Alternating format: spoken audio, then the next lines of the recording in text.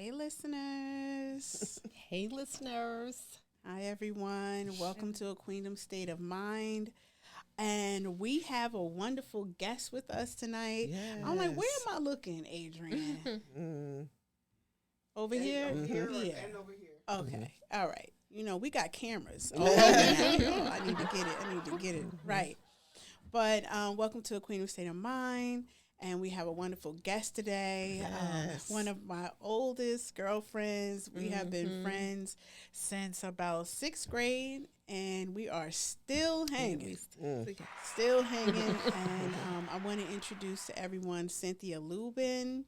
Not only is she a good friend of mine, but she is a financial guru, a CPA, a real estate broker. Okay, And yeah, we're just excited to have you. So, I welcome, am excited Cynthia. to be here. I'm Yes, honored to be Welcome. here. Thank you. Yes, tell us a little bit about yourself.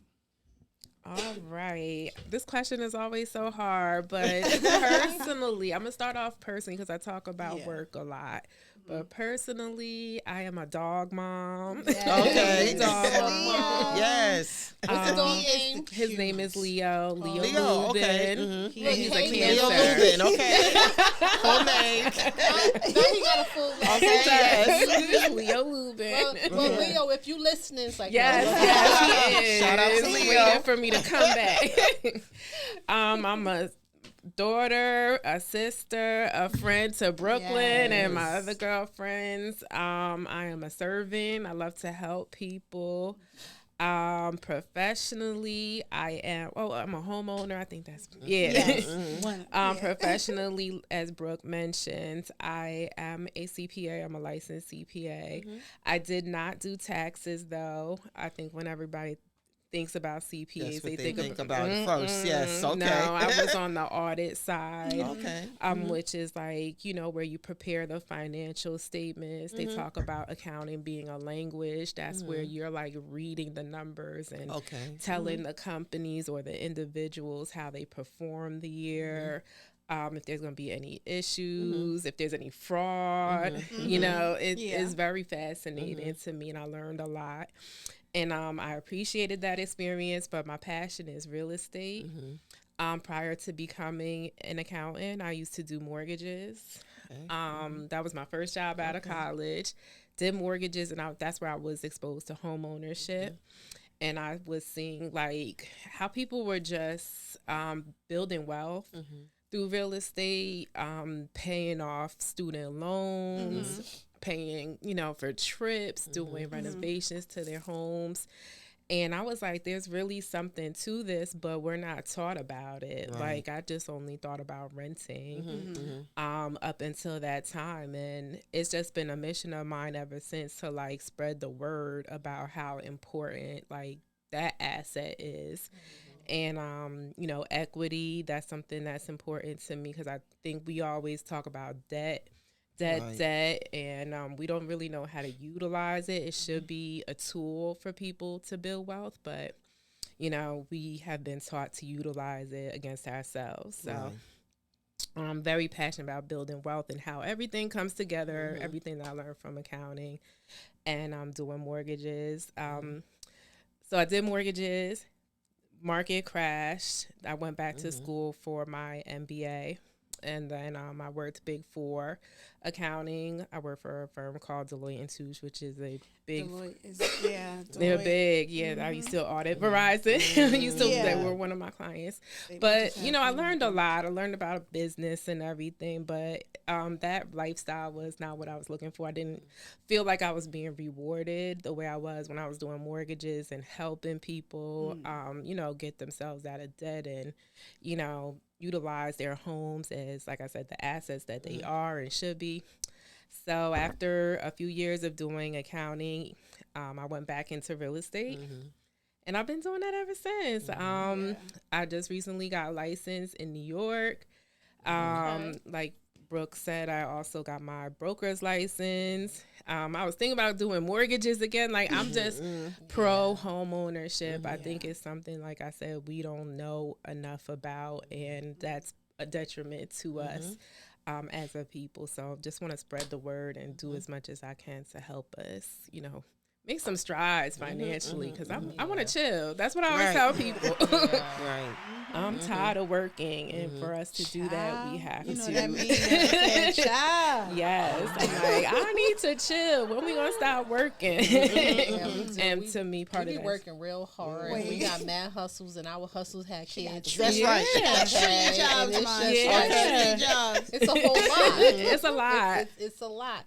And so with you doing how like thinking about the whole home ownership, like what would you tell people about that? Like you started talking about equity and how you got into it, you being a broker and all. Like what's the biggest thing that you want people to walk away with in terms of just home ownership? Yeah. It's just so much, like I said, that we just don't know. Equity, I think, is like that.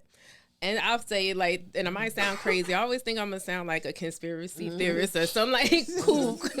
But I'm just like, equity is, at the end of the day, what this is all about. That is, time that we have invested in, that we put into, building our what will I say, like our kingdoms or something. But you have to own something, and that's the one thing that you always need to have is a home. Like for us to build wealth, you have to be able to profit. You have to sell something, be able to buy and sell. You can't always be on the buy side of things. And that's why I always get concerned about renting, because it's like constantly paying somebody else. When is that going to put you in the equation? So it's like you can't pay, help somebody else build wealth. Money doesn't go both ways. If you're helping somebody else build wealth, what are you doing for yourself? So I just get very passionate about that. Like we have to build equity. Like I said, debt is a tool. Sometimes people are like, oh, I don't want to buy a home because I don't want to take out a mortgage. It's debt. And, debt is, like I said, a tool. The formula to building wealth is assets minus liabilities equals equity. Like those components are always there. So, the asset is going to continue to grow. As the liability goes down, you build equity. And I'm trying to figure out how to say it so it sounds cool. But these are things that we should know. Like, if we're in a boardroom and we're talking to people, we should understand, especially when it comes to money, like what's being said, how are the people that are building wealth, how are they making it? And these are the conversations that they're having. But I know, like I said, it can sound like corny or boring, and I'm like, oh, how do I say it so I can communicate Can I interject for a second? Sure. Because what happens is a lot of times when we know something, we know what it is that we know. So the language that you use and all those become second nature to you. Yeah. Right. So if we're talking about a queen and her castle and being able to get people to that level, sometimes we have to meet people where they are. Very true. Right. And so in meeting people where they are, it's like, okay, we have to explain to people in kind of like layman's terms, because like you use words like you'll say like equity and debt and assets, and maybe the average person don't know these things, right? And so it's kind of like, well, yeah, are these things that we should be taught? And a lot of times in our community, in the African American community, the urban communities, these things are not taught. They're not. Right. So we have been so behind in the wealth gap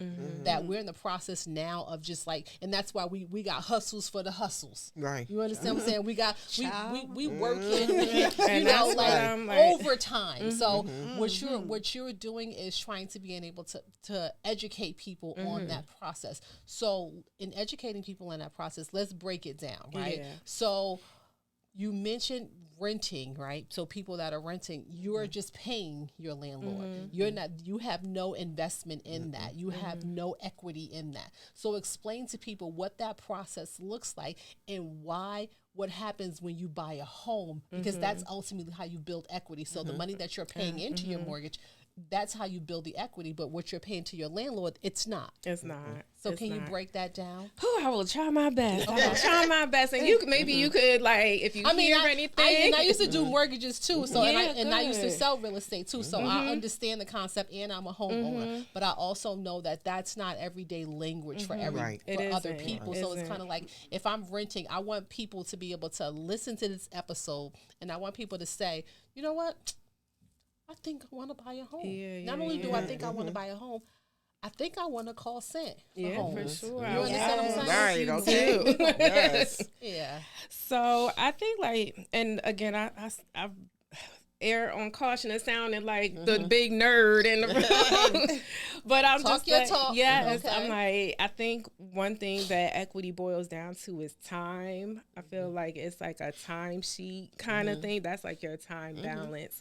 So one of the reasons why I find that we're working a lot is because we try to defer things, you know, and, you know, push the payments back. Like, to build equity, again, you have to pay for things. There's a term in accounting called your balance sheet. You know, again, I just mentioned time. I always say that's like the time sheet when I was in school. It's like, okay, of the work that I put in, where did it go? That's your asset. What do I own? What did I put it into? And then, oh, I'm sorry. I feel like I'm going to get too complicated. But you just have to own something. You know, the formula to wealth is like you have regular terms. Own something. You have Like, to own if something. Johnny had 2 apples, he Okay. gave Bill 1 apple. Okay.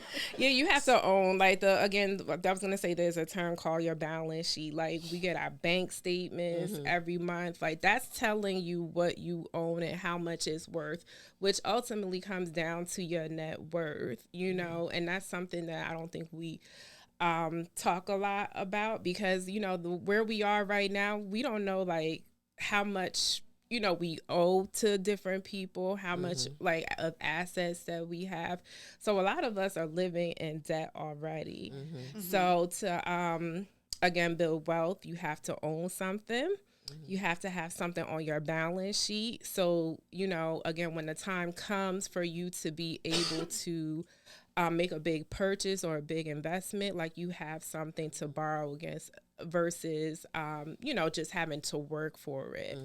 So I hope that makes it clear. Is that, like, what do you hear from that? So, you know, how we're saying, like, in our community, you know, we really don't know a lot of this, and we're far behind, and it's crazy. I feel like I got a pretty good education. Like, I went to a good school system, but I left so ignorant when it comes to home ownership. Cynthia knows, because I had, like, some weird idea about home ownership. Am I not lying, Cynthia? Like, I had this idea that if I purchase a home, let's say for $500,000, right?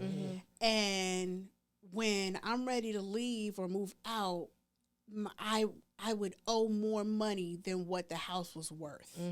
And that's the opposite. Like, you know what I'm saying? Like, because you know how your car note, right?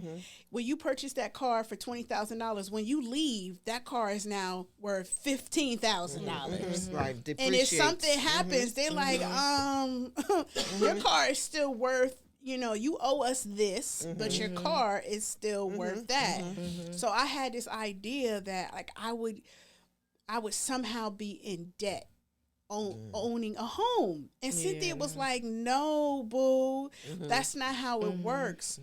Basically, if you purchase a home for $500,000 and you continue to pay your mortgage monthly, now your house is now not, it's $500,000, now it's $400,075. It keeps going lower and lower every time you make a payment. But the value of the house actually goes up because of the market and the value of the house. And so that is what equity is.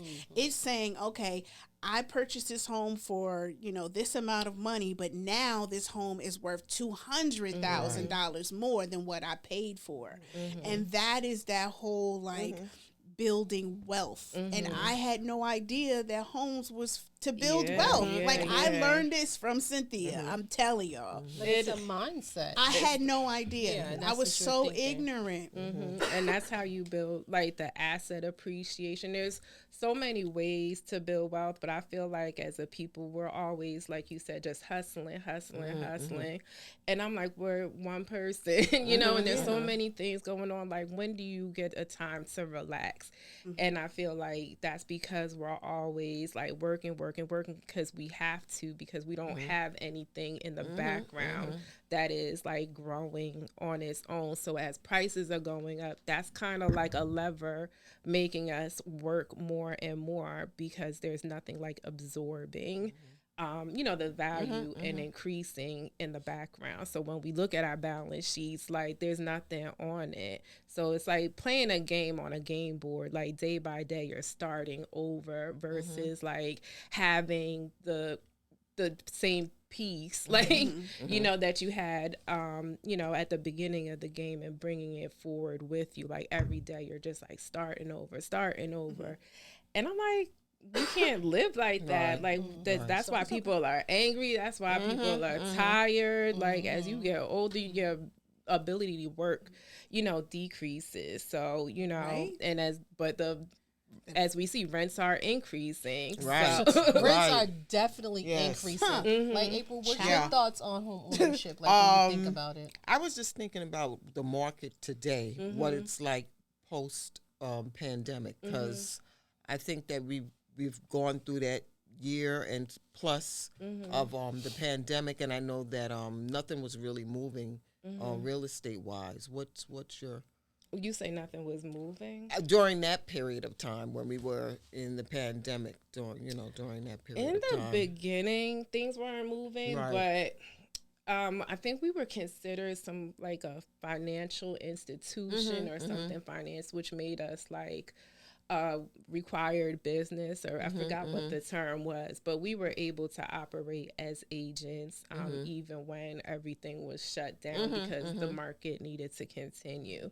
So for a very short period of time, things weren't moving, but once they opened up, like the floodgates opened up, people were coming from New York, relocating and stuff, They were like, I am tired of being in these apartment buildings. You know, we need, for what we're paying for a room this big, we could get, you know, a 5-bedroom home.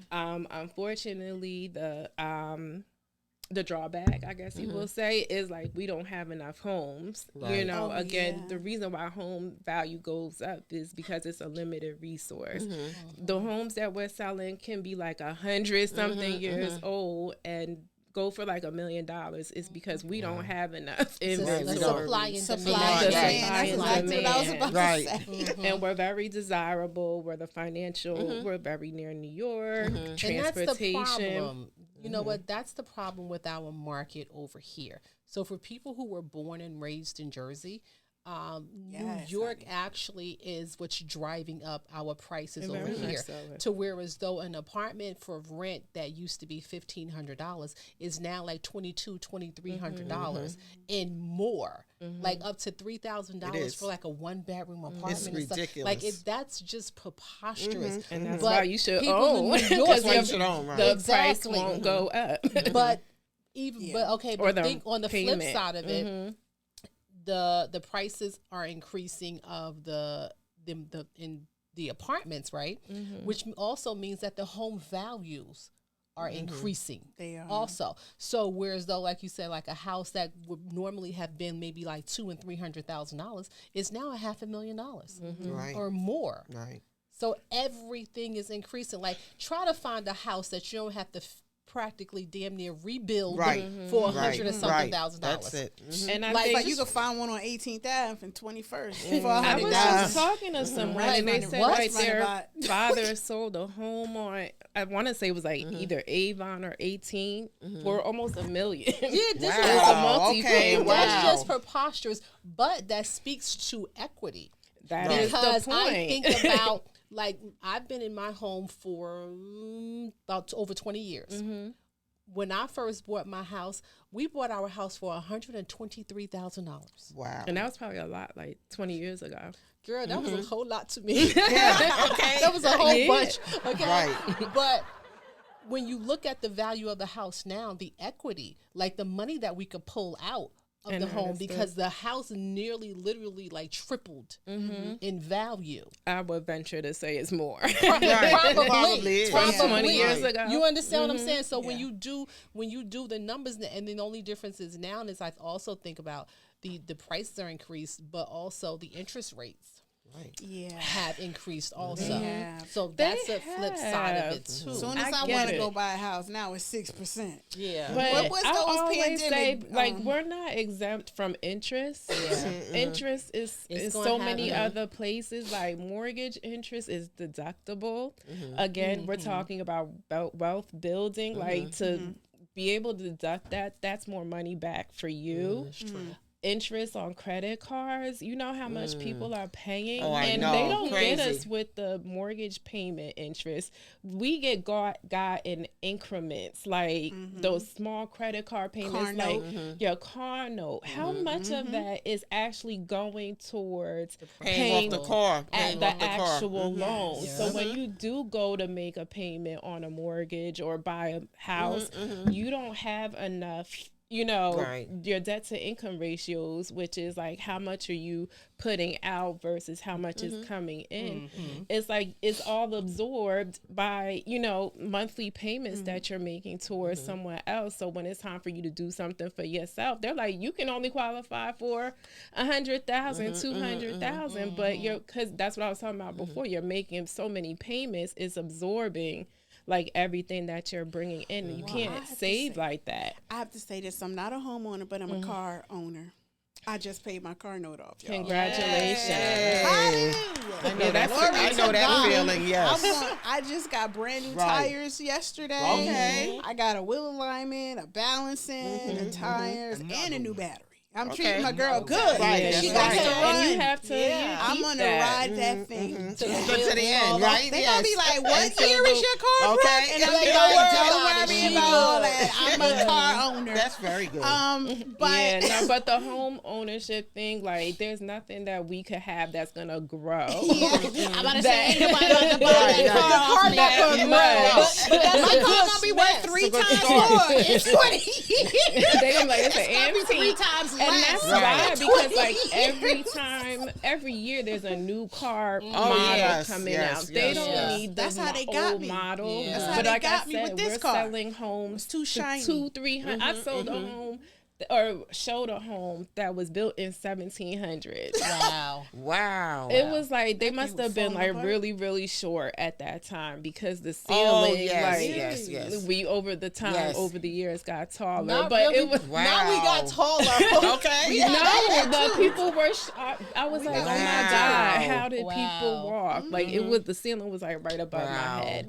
But that just goes to show you it's a 300-year-old thing. Like to have that on your balance sheet to be paid off, to be able to pass that down. Wow. Yeah. Nothing that we're buying right now is just like temporary fixes.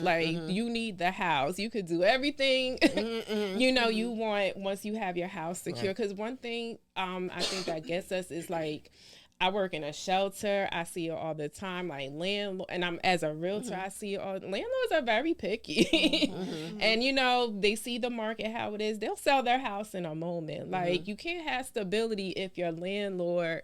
You don't know when you're gonna sell. The landlord's gonna sell. That's you know, true. you miss a payment. You know, is the landlord gonna kick you out? When you own a home, you are in control. That's what it's about. It's about controlling the resource. And it's like, I see it all the time. I'm like, I wish, you know, we as a people, just like I said, learn more about this, because I think that's like the greatest hustle. Because when you're reliant on somebody for the roof over your head, like that's not the smartest smartest bet to make. And they're showing it to us all the time as these prices are going up. Companies are buying homes. It's like, and the rents are going up. You get stuck. There's people that's been in their apartments 5, 10, 15 years. Now they're ready to buy a house or, move. And it's like, if I move to an apartment, it's a mortgage. Right. Then if I try to get a mortgage, I can't afford one. So you get stuck and trapped. I'm like, I want more for us. I think people also think that it's so far out of their reach. Yeah. When it's really honestly not. If you think about it, the amount of money that you are paying in rent is mortgage payments. It is. Now it is for sure. Or should I say? Should I venture to say your mortgage would be less than what you could potentially be paying in rent? Like I look at some of these apartments and I just be like, my mortgage and taxes is way less than that. Absolutely. Like I couldn't even begin to imagine I probably can't even afford an apartment. Like just think about that. Think about the mindset and the concept. It's like I could afford my house, but I can't afford an apartment. These apartments are just like crazy. Just the thought of paying that amount of money and just throwing that money out of the window every month. Like you said, not building anything, not building any equity. Because it's either you're making somebody else wealthy or you're making yourself wealthy. So I think, you can't be upset like if you're not wealthy and making a choice like not to invest in something that builds you wealth. Like I think we fight so hard to make other people wealthy in so many ways. Like I love my little Louis bags, but there's a limit. I have to know when I can afford it and I have to prioritize. And I say it all the time. Like sometimes I feel like, the old adult in the room, like reminding everybody, like you can't spend everything that you have. That is so me. You cannot. Let me tell you, I be saying you ain't living your best life if you ain't got no money in the bank. Because they be like, so-and-so living her best life. You need to have some money in the bank and not in your closet, Or we think about the bank, but again, like those assets kind of are like accounts. They're like bank accounts, like some, a cash account, your bank account, that's for temporary. That's for today. On your balance sheet, there's trying not to get too technical, but things grow. Her balance sheet 5,625 times. She's like she's in it. Like y'all better get a balance. You have to know how much you have. Like ultimately, like we look at our checking accounts, we're like, oh, this is how much I have. But if you really add up everything you own, how much you owe, if you're negative, you're in debt. Like everything goes together. Like it's not let's separate. Break this down because you talked about you done said balance sheet one time too many for me. For us not to break it down. So let's let the people know, right, how to create a balance sheet. So again, you just really have to, everything that you own that has a value, not to just you, but to somebody else. You could go out in the market and, say, hey, I could sell this. So does that mean like all your items in your household? That you own. Anything that you own. That has like a value that extends beyond this year. Okay. Oh, okay. So a lot of those things, if the value tomorrow, is less than what it is today, that's a depreciating that's expense.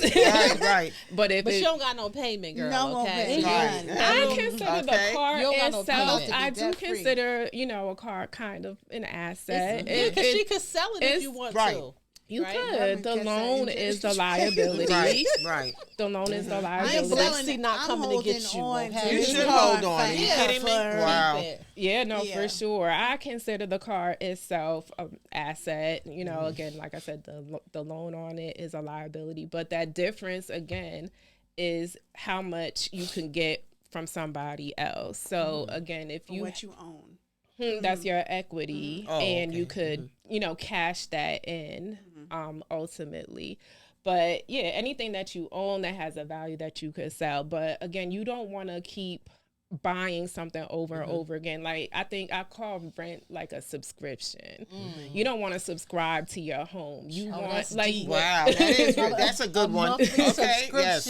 Yeah, you want your home like you want that cable package or They you know keep Right. going up. All them subscriptions, Oh, the yeah. rent, the whatever, all of them. The and streaming the networks. mortgage, like I think, like you said, you own your home 20 years. Your mortgage payment is less than what people are paying right now because you froze it in time. It's on your balance sheet on as how much you paid for it or whatever the book value is. Your home may be paid off by now. 20 years is a long time. Not yet. We've been dipping into equity. Okay. That's the whole purpose of equity. And it is when you have a large expense, you don't want to have to run out and be like, I got to get 10 more jobs to pay for this right away. And you could want to do be able Airbnb to too. borrow against from yourself. So yeah, that's the thing. Just like leveraging the equity. I don't want to get too technical. So what about the people who are like, home ownership is so out of my reach? Like, what would you say to first time home buyers, people who are nervous, people who feel like it's out of reach? Like, what's out there now? I mean, it's tough. It is tough because I feel like right now we are kind of behind the mark. We're very much behind. So, like, whatever is left, it may not be, like, the greatest. They come and go, these programs, right? Well, you could do programs, but I will say, like, the market is tough, but I would say, like, start where you are. A lot of times people want, like, their dream home. You're going to be able to get to that dream home if you, like, you might have to take 2-3 steps. Okay. Like, you might have to get a home, build some equity, because somebody's going to come behind you, need to buy that house, and then you could pay, roll that equity forward. But like the way homes are increasing, if you're saving 3.5% is the lowest down payment. Say a home was $100,000, that's $3,500, but next year it's $200,000. Now you're saving $7,000. You're constantly like, it's a cycle that it's hard to get out of.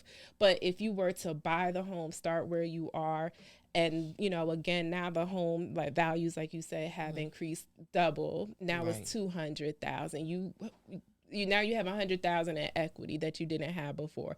How long would it have taken you to save $100,000? Right. Then now you could take that $100,000 and roll it into something else. Put it in, another home, and then go from there. So I just say start where you are, but also there are programs like you mentioned. There are first time home buyer programs. I definitely encourage when I'm talking to someone, try to take advantage of them.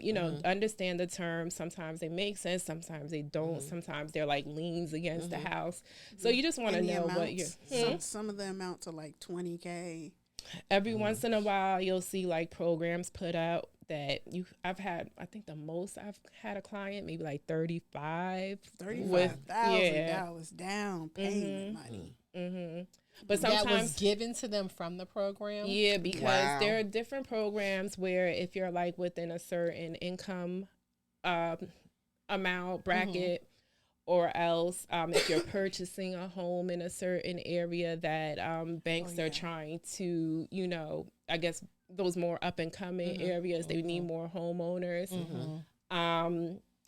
Banks will give you, some sort of financial assistance to be able to purchase something. But like I said, there's always going to be somebody behind you. So again, one thing that is not going out of style is a home. So there's always going to be somebody to buy it after you.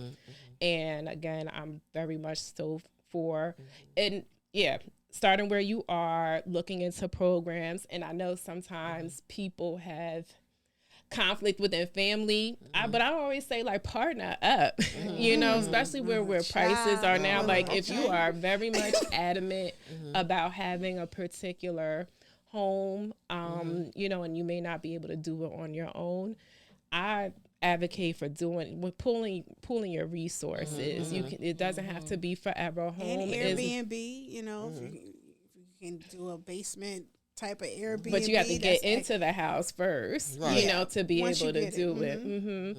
But I know a lot of people, you know, they're like, I want to purchase a home, but I'm only going to do it for, you know, an investment purpose. You could start off kind of like what I did. I purchased my home. I didn't want to do a multifamily. I didn't want the headache of tenant. Oh, yeah, tenant, right, yeah. But ultimately, because I was a first-time home buyer, I'm a first-time homeowner, like, I didn't want to figure out and have additional responsibilities. She has a beautiful home, too. Thank you. In a nice neighborhood. Thank you. A huge backyard. And I'm grateful that I purchased my home, you know, when I did, because I'm, like I said, you kind of freeze the price. I'm paying I bought my house in 2015. So paying 2015 prices for, you know, my payment. And I'm, you know, I had my home almost 10 years now, so I don't have that much time left. Like, it'll be done. And I could pull the equity if I wanted to do something else. But the goal is to have a finish line. Like, you want to have a finish point. You don't want to keep going on forever. And that's the thing, like, paying in perpetuity is dangerous. You know, you don't want to be 70 years old, 80 years old, the time of your life, worried about the roof over your head. And a lot of people or whoever's thinking, like, I don't have the money for my down payment. There are programs. And also, I heard, like, oh, people are using their 401k to put their money down on the house. And I'm like, but I need that money. And again, the ignorance is that I'm just going to lose $30,000 of my 401k. But no, it's my house is going to grow and get, you know, become a value, more value, and I'll eventually make that $30,000 back. So you see what I'm saying? Like the mentality and the ignorance is like, But you didn't know. And like you said, it's the mindset. That's why I'm like, you could do your 401k too. You'll get it back in the end. In the long run. That's how I bought my house. The minute I could scrape up, you know, $5,000. I took it out of my 401k. But you're absolutely right. But it's if like people a balance don't have 401ks, right? Or people don't, because one of the biggest things that stop people from buying homes also is their credit.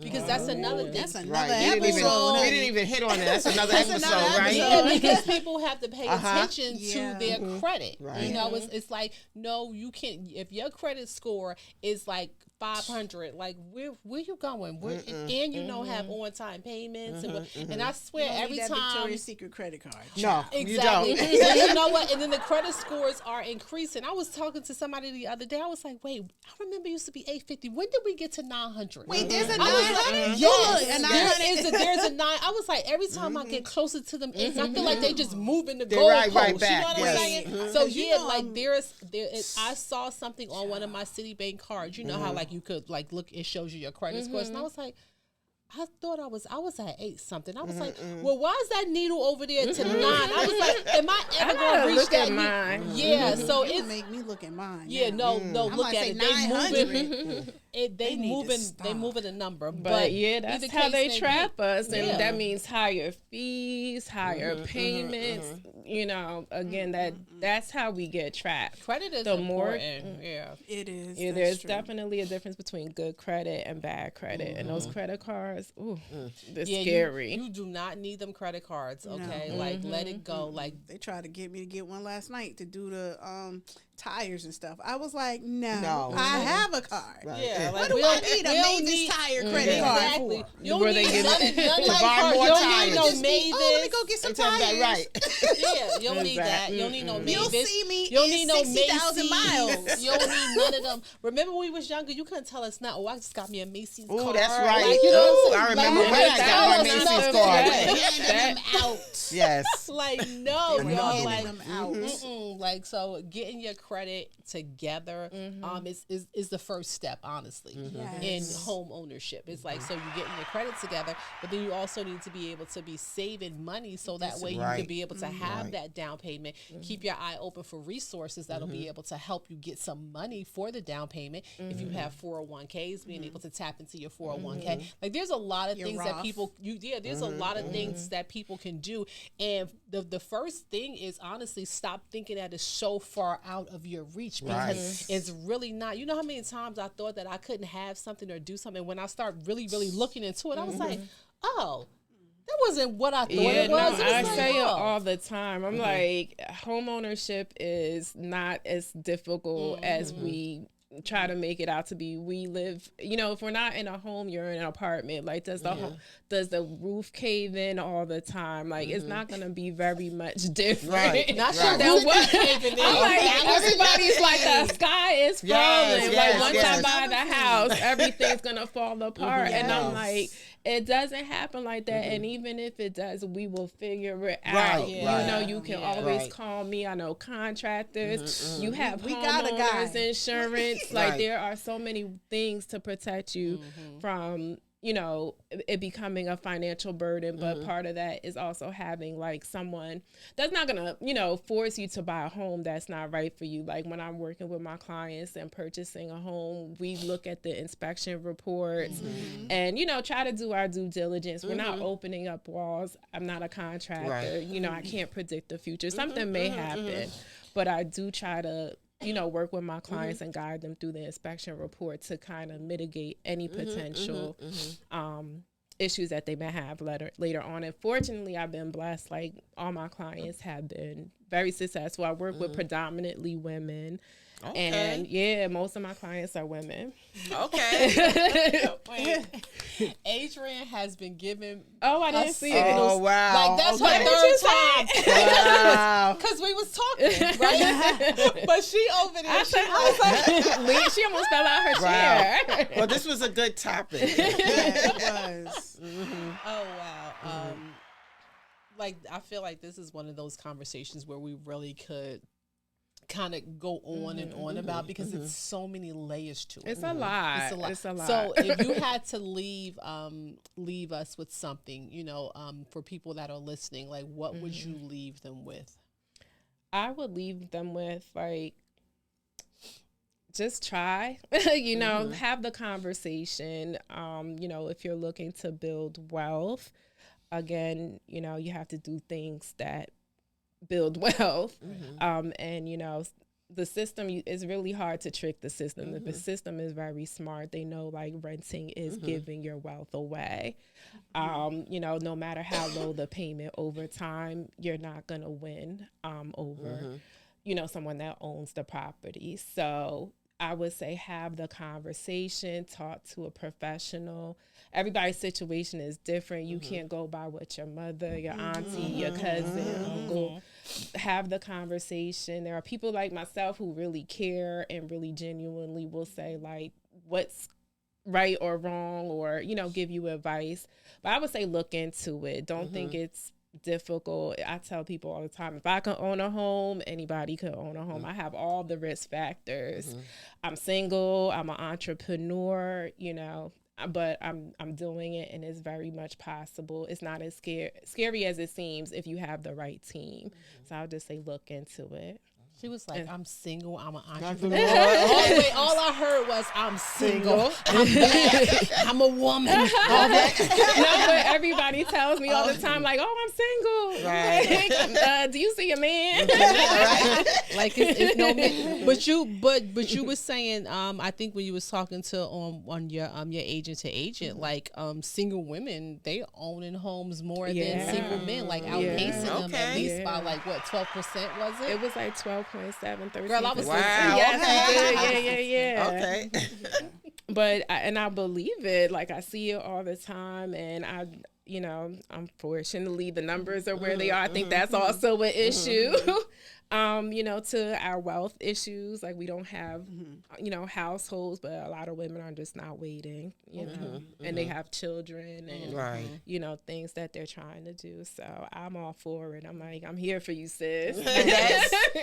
We love that. You do agent to agent. So how can people get in contact with you? You do agent to agent is that a weekly thing you do? It's weekly for the most part. Sometimes we have off days, or off weeks, but I would say every Tuesday at 7 p.m. myself, Cynthia Lubin, and my colleague Saida Moore, we do a weekly real estate live chat, but it's not just real estate. It's, just your life. IG, your website. Give them your info. Yeah. Sure. My IG is Cynt for Homes, CYNT for Homes, and my phone number is 551-200-7590. CyntForHomes.com. I try to be Cynt for Homes on most things, but I'm not. Okay. Cynt for Homes. Anything else, you guys?